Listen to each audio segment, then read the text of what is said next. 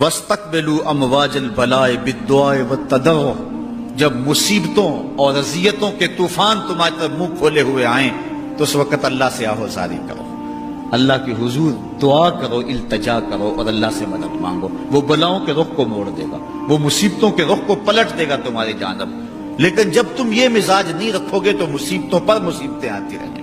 حضرت موسیٰ علیہ السلام کے پیٹ میں درد کا احساس ہوتا ہے تو کوہ طور پہ چلے گئے، کیسے جلیل القدر نبی تھے، اللہ سے ڈائریکٹ رابطے تھے، اور جا کے کہا مالک میرے پیٹ میں درد ہو رہا ہے۔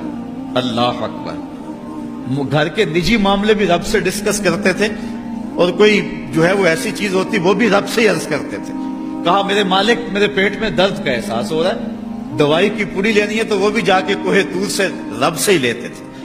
تو اللہ تعالیٰ فرمایا فلان جنگل میں چلے جاؤ، وہاں اس شکل کے پتوں کی ایک بوٹی ہے، اس کو توڑو نچوڑو، اس کا پانی پیو، تمہیں شفا مل جائے گی۔ حضرت موسیٰ علیہ السلام گئے اور جا کے بوٹی کو توڑا نچوڑا، پانی پیا، شفا ہو گئی۔ کچھ عرصہ بیتا، دوبارہ اسی طرح کا درد جاگا۔ اب نسخہ تو ذہن میں تھا، کوہ طور پہ نہ گئے، اس جنگل میں چلے گئے اور جا کے بوٹی کو توڑا، اس کے پتے نچوڑے، پانی نکالا، پیا، لیکن درد اور زیادہ بڑھ جاتا۔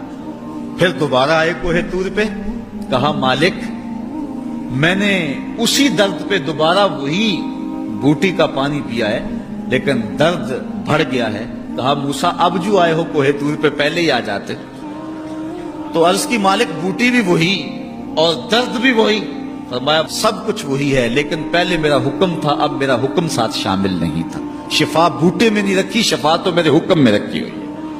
اس لیے ڈاکٹر کے پاس جاؤ، حکیم کے پاس جاؤ، لیکن شفا اللہ سے مانگو، کہ شفا ہمیں دینے والا وہ ہے۔ وہ ایک وسیلہ ہے، ایک ظاہری طریقہ ہے۔ حضور علیہ الصلوۃ والسلام اللہ اکبر کیا خوبصورت ارشاد فرما رہے ہیں، حسنوا اموالکم بالزکات، اپنے اموال کو زکات سے پاک کرو، وداووا مرضاکم بالصدقہ، اور اپنے مریضوں کا علاج صدقے سے کرو۔ حضور علیہ السلام نے ارشاد فرمایا کہ بندہ کہتا ہے میرا مال، اس کے مال تین ہیں۔ ایک مال وہ جو اس نے کھایا اور ضائع کر دیا، دوسرا اس کا مال وہ ہے جو اس نے پہنا اور پرانا کر دیا، اور تیسرا اس کا مال وہ ہے جو اس نے آگے بھیج دیا۔ فرمایا باقی اس کے وارثوں کا ہے، اس کا نہیں ہے۔ اس لیے ہم راہ خدا میں خرچ کرنے کا مزاج بنائیں، اس سے مال گھٹتا نہیں ہے، اس سے مال بڑھتا ہے۔ بلکہ جب راہ خدا کے اندر ہم خرچ کرتے ہیں تو ہمارا جو دوسرا مال ہے وہ بھی پاک ہو جاتا ہے۔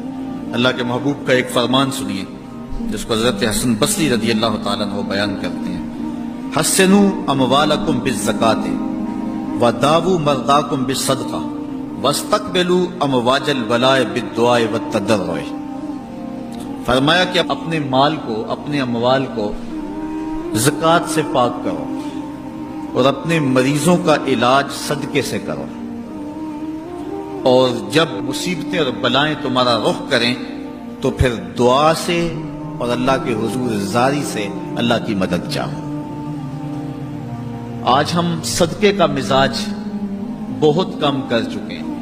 اسی زمانے میں ایسا ہوتا تھا کہ جب کوئی بیمار ہوتا تھا تو سب سے پہلا کام لوگ یہ کرتے تھے کہ صدقہ دیا کرتے تھے، ڈاکٹر کے پاس پھر جایا کرتے تھے، حکیم کے پاس پھر جایا کرتے تھے، سب سے پہلے اس کی جان کا صدقہ دیا کرتے تھے۔ صدقہ قضا کو بدل دیتا ہے، تقدیر کو بدل دیتا ہے۔ صدقہ سے اپنے مریضوں کا علاج کرو۔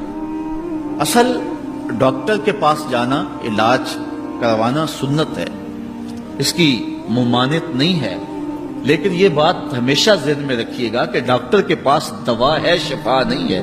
شفا اللہ کے دستے کرم میں ہے۔